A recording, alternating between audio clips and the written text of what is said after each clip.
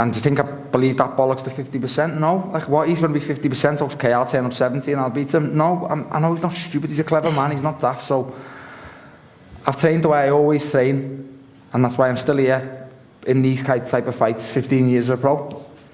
Would you counter that you feel that you've got the result that you desired there, Chris? Just hoping.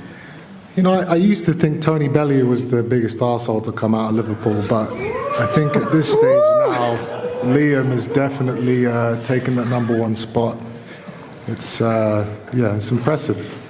Poor Tony you're not taking clever some enough, collateral there. You're being a little bit too clever for people who stutter in front of you and people who are not clued up. You're not clever enough. Are you getting the best of yourself under Roy Jones Jr.? Are you caught between styles? What's your answer to that, those that have labelled that against you? Well, there's, that's just a line people use to try and, add pressure and, pick holes. A lot of people are, trying to, saying that I've got more to lose and the pressure's on me. But the truth is, the UK we're in hard times at the moment. I can only imagine how hard it is in Liverpool right now. And, Liam has got a responsibility. He's got the pressure. There are a lot of unemployed Liverpudlians out there who are looking for a hero. And that's Liam. They need somebody to get them through those hard times. It's his job to help them out. And so the pressure is really on him, not me. Do you believe people who got fighters you'll never ever be as good as, mate? And one you tried to mention the other week, the other Smith, what did you say? I'm just another Smith. You ain't good enough to fight the other Smith. And you're fucking very lucky you never, by the way. But you lost in this arena also, didn't you, Chris? What's that? You lost. You ain't good enough. You lost in this actual arena, so you ain't good enough to fight the other Smith. I fought in Manchester many times. I have lost in Manchester. I've had many wins in Manchester. But you've lost in Manchester in this actual arena. Have another win. What's your point? My point is you ain't good enough to fight probably one of the best fighters from Liverpool in Callum Smith. You ain't good enough. You lost.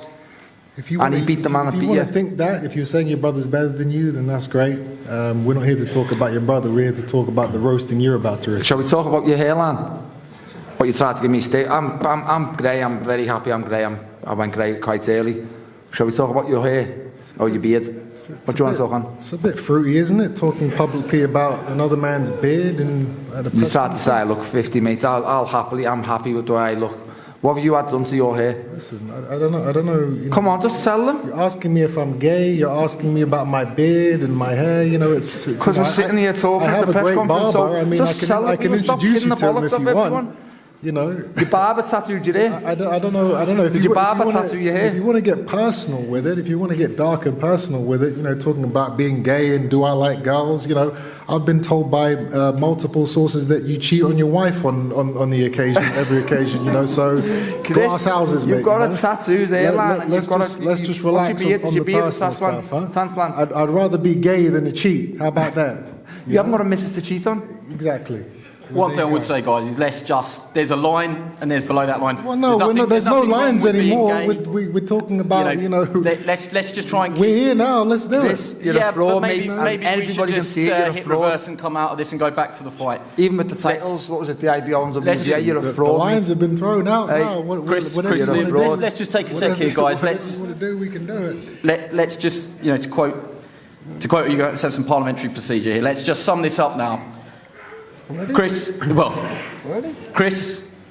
just to go back to that question, if you fight him or you box him, ultimately does it matter to you? Do you believe that you win either way? After what's happened today, do you want to make this a statement and win this fight by knockout? I've always wanted to win this fight by knockout. The fact that, Liam is being a child up here is, it gives me a little bit of extra incentive to go out there and embarrass him, but the goal is always to go out there and stop my opponent. Chris, what part's being a child, mate? What part is being a child? Listen, have a conversation now. I'm answering the man's question. If you want to keep interrupting. I'm asking you the question. What part of me being a child of being ours is stating? You said the 50 we're not going to go over the same things. I've said what I've said. You've said what you've said. I'm going to knock you out in 2 days' time. Be prepared. Who was the last person you knocked out? Be prepared. Who was the last person you knocked out? I can't remember either.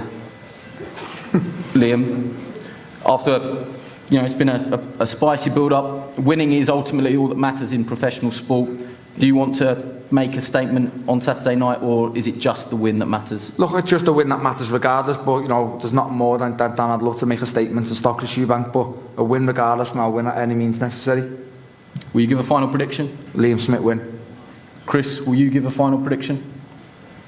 No, I've already said what I'm going to do.